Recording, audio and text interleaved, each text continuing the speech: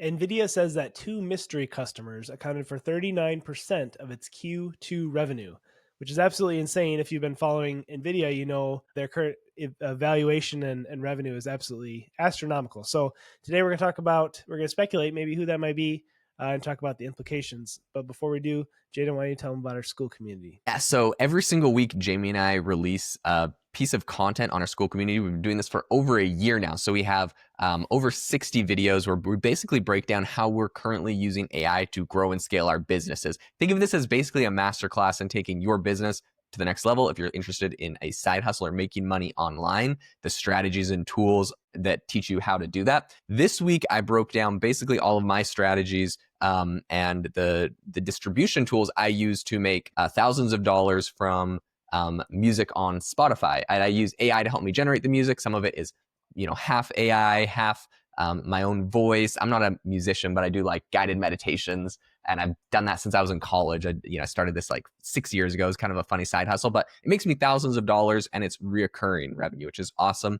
I'm currently scaling it. I actually haven't worked on it for many years because of a bunch of basically issues in the whole distribution process, which I recently have solved, and I've posted 3 albums in the last month and am seeing a huge uptick in my streams, and I'm making thousands more than I was making before. So that's kind of exciting for me. I break it all down in an episode that we released today. If you're interested in that or the dozens of other ways to become an AI consultant, how I have a friend making $20,000 for every appearance, how Jamie made $20,000 from an Amazon program and is using AI this year on it. So a whole bunch of interesting things. It is currently $21 a month, and every week we're raising the price $1. So next week it'll be $22.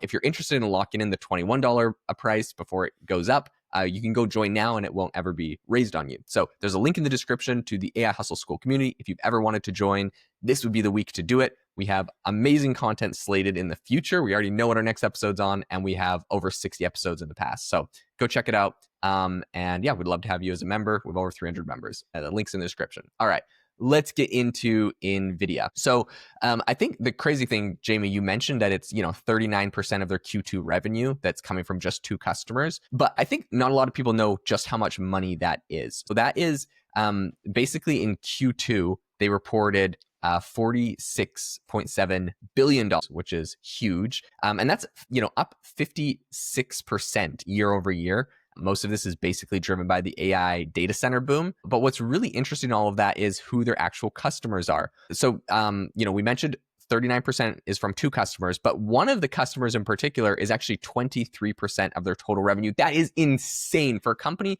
with, over $1 trillion market cap to have 25% of their revenue in a given quarter coming from basically a quarter of their revenue coming from one specific company. That's insane because that company could move their business elsewhere, or they could decide to stop to buy, or that company become insolvent. There's all sorts of things that could happen. So a lot of people are saying that this is a big risk. Now, people are saying, what the heck is this company? They don't actually identify it. So 23% comes from one, 16% comes from another company. So basically these 2 companies account for a huge chunk of it. And they're just identified as customer A and customer B. They don't actually say who these customers are. Now, a lot of people are wondering, and I think a really easy assumption on like who it could be would be that it's Oracle or Amazon or Google or Microsoft, right? These are the big, huge companies. And I think those are kind of like a no-brainer. But what's interesting is those companies don't actually buy directly from Nvidia. They go through third parties to buy their chips. So it's actually not one of these big, huge companies that you're very familiar with that's buying this, which is, it kind of adds to a lot of the intrigue around it. So Nvidia's chief financial officer, Nicole Kress, said, quote, "Large cloud service providers, which account for 50% of Nvidia's data center revenue, are basically not the ones that are buying these chips." And so basically what this means for Nvidia's future prospects is that, so Gimme Credit analyst Dave Novosel, he was talking to Fortune, and he said, quote, basically that while concentration of revenue among such a small group of customers does present a significant risk, he said basically the good news is that, quote, "These customers have bountiful cash on hand, generate massive amounts of free cash flow, and are expected to spend lavishly on data centers over the next couple years." So my speculation on where this all is, and we're going to get into different ways we think you can make money from this and different ideas around all of this, but my speculation on basically who this is that's spending that insane amount of money, if it isn't Microsoft, Amazon, or Google, is that it is probably governments and actual countries that are spending money. You can see a lot of different companies or countries that have announced big investments. Countries like India, countries like the UAE. A lot of people want to become big data center hubs. And I was recently doing a podcast with on my AI chat podcast where I was talking to someone who in the last 9 months has scaled up to 7 different data centers. Their organization has 7 different data centers. And what's interesting is that he basically said, he's based out of Europe, and he's like, Europe doesn't want to just rely on American data centers or data centers in other countries. Every country wants to basically, because they know that AI runs off of this and that this is how you stay competitive, they want to become data center independent. And so I think right now we're going to see Nvidia making a ton of money by basically all of the countries in the world are wanting to build their own big data center projects, and they will be spending a lot of money to do that. So that's probably where my assumption of where this is coming from. That's very interesting, and that makes sense. As far as their revenue growth year over year, it's 56% up. Is that all these countries would want to kind of build their own data centers and kind of to compete against each other? Do you think that will? I mean, in my mind, that has to plateau at some point or even decrease as far as like their revenue. I don't think is going to keep building, that much per year. Do you see a point where their sales slow down, or do you think everyone is going to be implementing all this AI technology and it's going to all be used and more data will be needed? Basically, I think personally, my case, which of course is not financial advice, and I'll get into like a whole bunch of concepts that people have talked about in investing strategies in this space. But of course, none of this is financial advice. It's all entertainment purposes only.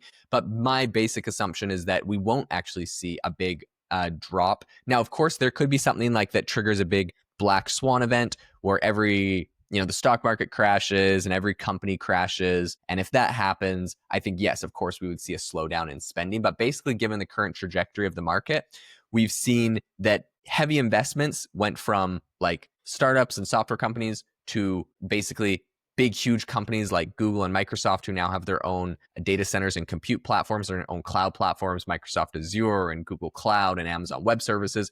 Those are like the huge spenders of, buying these Nvidia chips for training. And now those companies are, I don't want to say they run out of money, but like there's only so much money and investors and CapEx.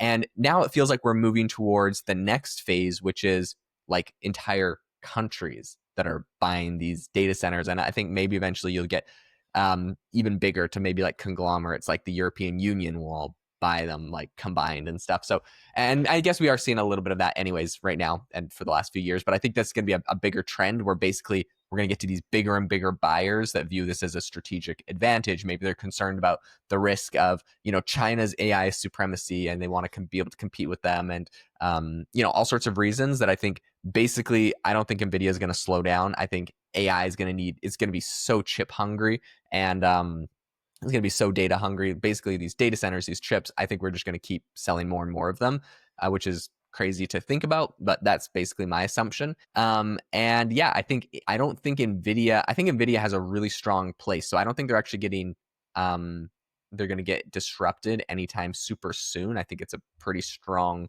company.